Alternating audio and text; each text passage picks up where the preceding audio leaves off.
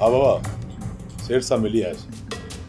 सेठ चए पियो त कलर शॉर्ट आहे, इन करे ब्लैक थी आहे, ओधर ते कोन थो ॾेई सघां। भला हो कर्ज़ लाइ जेको तोखे चयो। हा बाबा बैंक जे मैनेजर सां मुंहिंजी ॻाल्हि ॿोल थी आहे।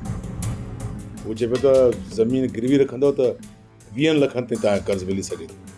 गोर हिते लखनि जी ॻाल्हि नाहे, लख न, मूंखे किरोड़ खपनि, किरोड़। सेठ जो कर्ज़ बि लाहिणो आहे ऐं कलर बिज बि वठिणो आहे। 1 करोड़ त सूबेदार थो घुरे, सूबेदार। जेकॾहिं हुनखे कुझु पैसा न ॾिनमि न त उहो मूं ते FIR कटे छॾींदो।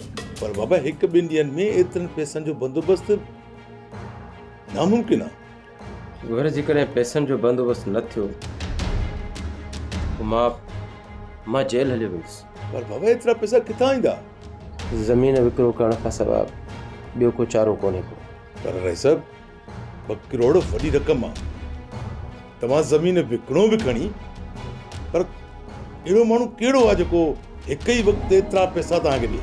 पर कुझु बि कर ॾिस, हिन वक़्तु असांजा सेठ एतिरा अमीर आहिनि जो 1 करोड़ ॾेई सघनि था। पर बाबा ज़मीन विकिणण सुठी ॻाल्हि कोन्हे का। हा गोर चवे त तूं सच थो, पर छा कयां, मजबूरी आहे। ठीकु आहे बाबा, ॾिसां थो, जेकॾहिं पार्टी मिली वई त तव्हांखे ॿुधाईंदुसि।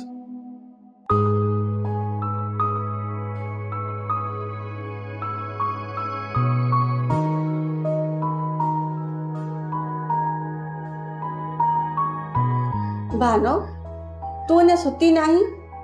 सालार अञा न आहे आयो। हू कोन ईंदो, तूं वञी सुम्ही रह। केतिरा ॾींहं थी विया आहिनि, सालार अक्सर घर नथो अचे। हुनजो काफ़ी रातियूं बंगले ते थियूं गुज़रनि। नके में नाकेली विझी विहारे छॾ पंहिंजे मुड़ुस खे। छो थो बंगले ते रातियूं गुज़ारे? अॼु बि घर नाहे आयो। बंगलो घर खां केतिरो परे आहे? कन खोले ॻाल्हि ॿुधी छॾ मुंहिंजी भानो।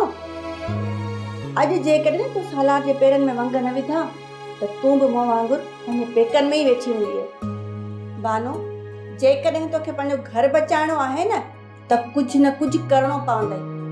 मूंखे जेके सालार जे हवाले सां ख़बरूं मिलनि पियूं उहे ॾाढियूं ख़राबु आहिनि, ॾाढियूं भयानक आहिनि। मां ज़ाल ज़ात छा थी करे सघां? ज़ाल जेकॾहिं न चाहे त मुड़ुस खे आसानीअ सां मजू बणाए सघे थी। मां सभु कोशिशूं करे ॾिठियूं आहिनि, पर हर कोशिश बेकार वई आहे। त पोइ पंहिंजी बर्बादी जो इंतज़ारु कर। मां त चवां थी वञी चुप करे सुम्ही पओ। जंहिंखे अचिणो ई न आहे उनजो इंतज़ारु करण मां कहिड़ो फ़ाइदो?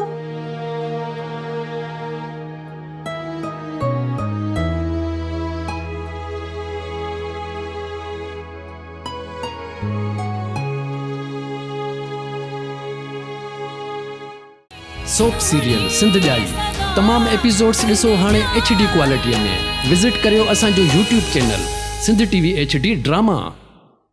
सब्सक्राइब कयो असांजो official YouTube channel Sindh TV HD drama ऐं वधीक अपडेट लाइ बेल आइकन खे क्लिक करियो।